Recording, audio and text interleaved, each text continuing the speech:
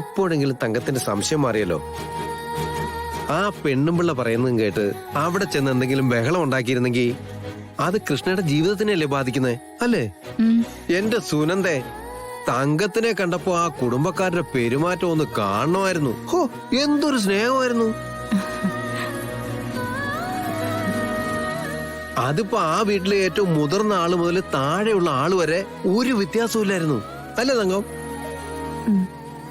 ഗോപാലൻ പറഞ്ഞത് ശരിയാ. നല്ല കുടുംബക്കാരെ.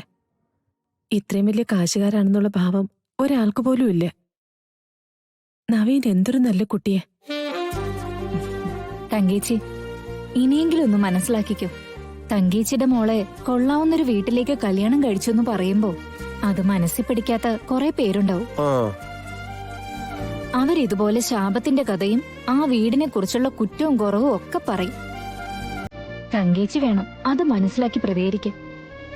എന്റെ മനസ്സിലുണ്ടായിരുന്ന സംശയമൊക്കെ മാറി സുനന്ദേ.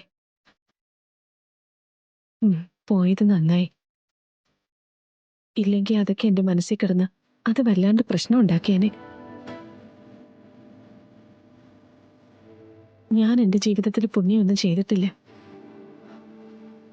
അതുകൊണ്ടാ എന്റെ ജീവിതം എങ്ങനെയായി പോയത്. പക്ഷേ കൃഷ്ണ കുഞ്ഞുനാള് മുതലേ മറ്റുള്ളവർക്ക് വേണ്ടി വിട്ടുവീഴ്ചയില്ലാതെ കഷ്ടപ്പെടുന്ന അവളുടെ മനസ്സ്, അത് ദൈവം കണക്കിലെടുത്തു എന്ന് പറഞ്ഞാൽ മതി. അതുകൊണ്ടല്ലേ അവക്ക് ഇത്രയും നല്ലൊരു ജീവിതം കിട്ടിയത്. കാര്യം കൃഷ്ണയ്ക്ക് ഇങ്ങനെ ഒരു നല്ല കുടുംബത്തിൽ നിന്ന് ബന്ധം കിട്ടിയത് ഭാഗ്യമാണെന്ന് നമ്മൾ പറയും. പക്ഷേ കൃഷ്ണയെ പോലൊരു പെൺകുട്ടിയെ കിട്ടാൻ അവര് ഭാഗ്യം ചെയ്യണം. അങ്ങനെ പറയുന്നതാ സത്യം. അത് ശരിയാ. ഒരു 10 ജന്മം തപസ് ചെയ്താൽ പോലും കൃഷ്ണയെ പോലൊരു കുട്ടിയെ മരുമകളായി കിട്ടില്ല. തങ്കേച്ചി അവളെ നന്നായിട്ട് വളർത്തി.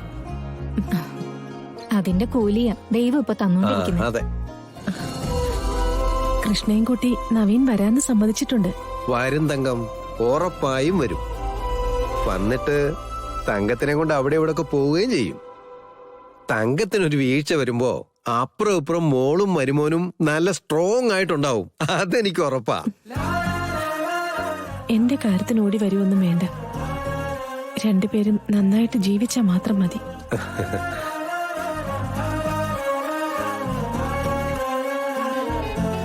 ദൈവമേ.